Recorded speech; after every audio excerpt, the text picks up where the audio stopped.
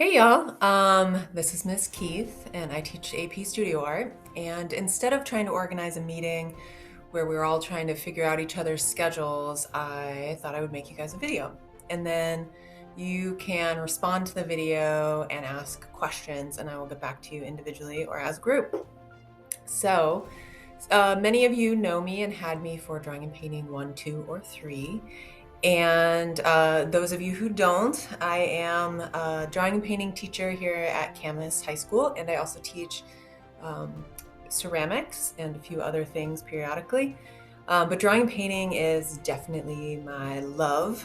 And I want to talk a little bit about what the class is and then the benefits of it. So, first, AP Studio Art is a 1-year class, and it is structured by the College Board. And in May, at the same time everyone else is taking their AP tests, we submit a rather large, comprehensive portfolio to the AP College Board. And in total, there are 20 submissions per student. So 15 of those are what is known as a sustained investigation. And then 5 of them are what is known as selected works. So the sustained investigation is a very cool thing. It can be really challenging to conceptualize at first, but it's a very cool opportunity to take a thread, a concept, a theme that means a lot to you, and then see it through 15 pieces of work. So it's something that professional artists do. It's something that people do as their bachelor's of fine arts or master's of fine arts thesis projects. So this is a really cool, very high level project that you guys get to undertake. So the concepts that you can use for your sustained investigation are really wide open. And I'm going to also put some ideas on your Google Classroom that you guys can check out. And it has a long list of compelling ideas that other people have had and suggestions. And then it also has some suggestions of what not to do. It can't be just a bullet point of nouns. Like you don't want to have a theme that's just cats, or um, just vague portraits. Like you really want a much more honed concept than that. So portraits can be very compelling, but having a thread of the kind of people you want to work with. Maybe they're people who meant a lot to you. Maybe they're people who exhibit certain features that you care about in a person, in the quality of a human. Or maybe they're you know, based on your own personal photography, and maybe they all have a similar composition or similar um, light source, or you know the way you handle them is in a very specific vein. So you want to think through your concept a little deeper than just a list of nouns. And I'll show you some examples here in a moment.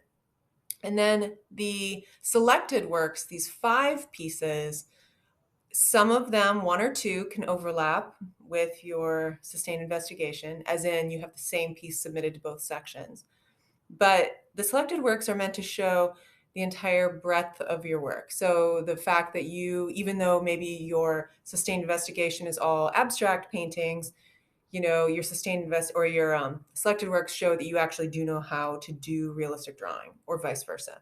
So you want to show that you have a wide breadth of knowledge and technical skill.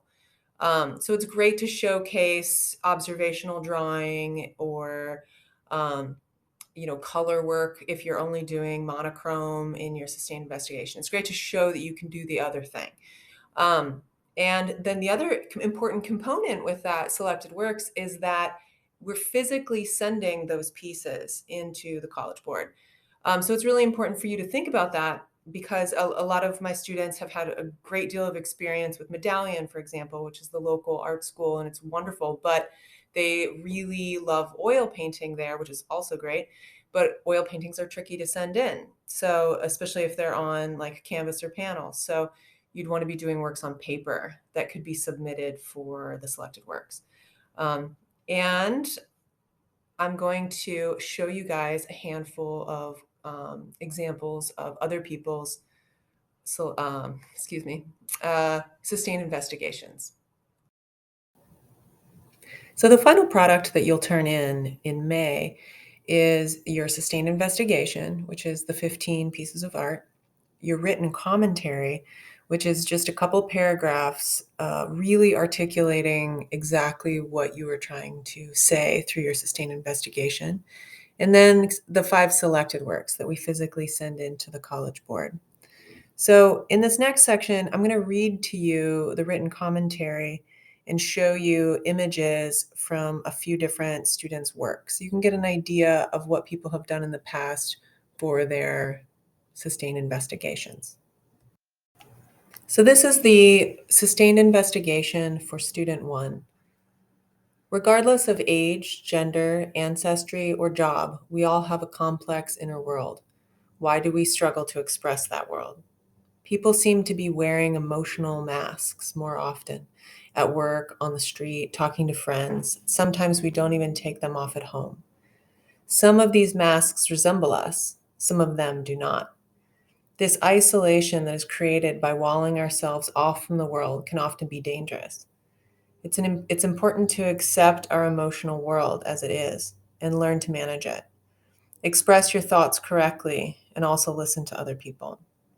I demonstrated my sustained investigation through the use of multiple media, such as watercolor, graphite, acrylic, colored pencil, and gouache. My investigation is into the themes of isolation, were depicted in a literal sense of isolation of isolated individuals, typically turning inward in some way, but also through the use of muted and quiet values and tones, also highlighted the theme. I also experimented with composition to tell my story, working with tightly composed enclosures to evoke a complex inner world. I'm now going to read to you from the written commentary from Student Two's AP Sustained Investigation. He writes, "My 15 works are a series of tonal drawings addressing my personal relationship with performances and symbols of gender, as well as my investigation of how those around me interact with it. I'm inclined to depict images regarding gender that highlight the discrepancy I feel between my perceived self and who I am. Gestures, bodies, action, they are nuanced things that I'm left out of or will never be a part of, either due to my own social conditioning or inhibition. The subject matter of each piece is emphasized by the size, medium, and value range. Abstract representations of femininity, eggs in parentheses, in graphite are a comfortable way to address the part of myself that I've grown to accept. Alternately, the representations of masculinity and charcoal stand in stark contrast. Each charcoal hand was modeled by someone else, while all the low contrast graphite drawings are my hands.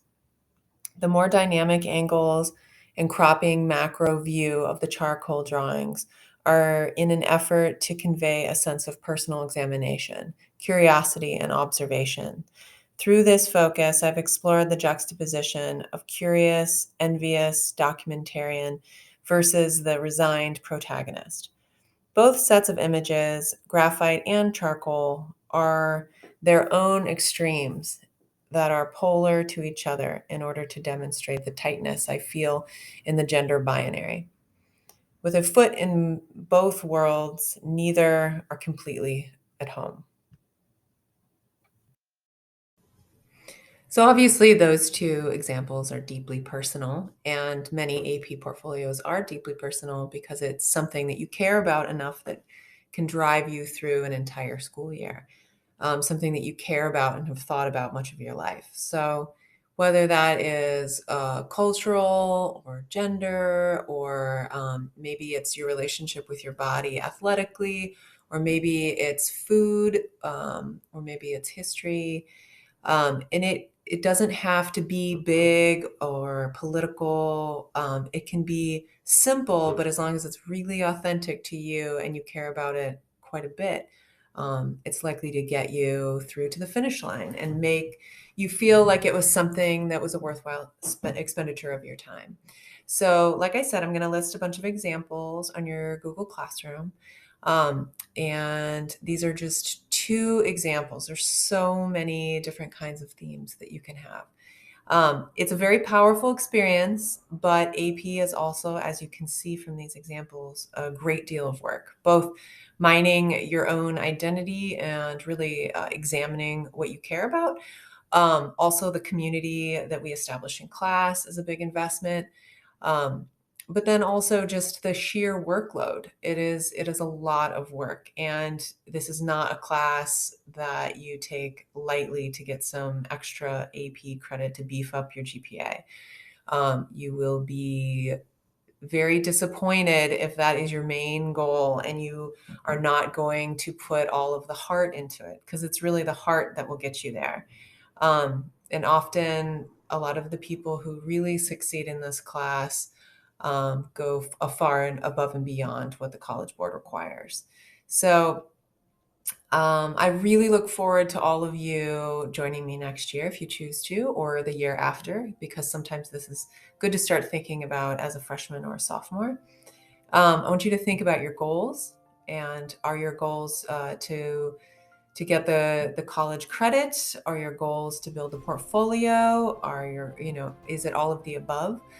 And when I say get the portfolio, I mean if you're trying to establish a portfolio to apply to college and you're going to need it at the beginning of your senior year, then that's one of the rare circumstances when I would encourage you to take it as a junior. But most of the time, it benefits you to take it as a senior because you're the most mature version of yourself in high school and artistically. So, um, think about what questions ruminate for you after watching this video and let me know what I can clarify for you. And I very much look forward to working with all of you.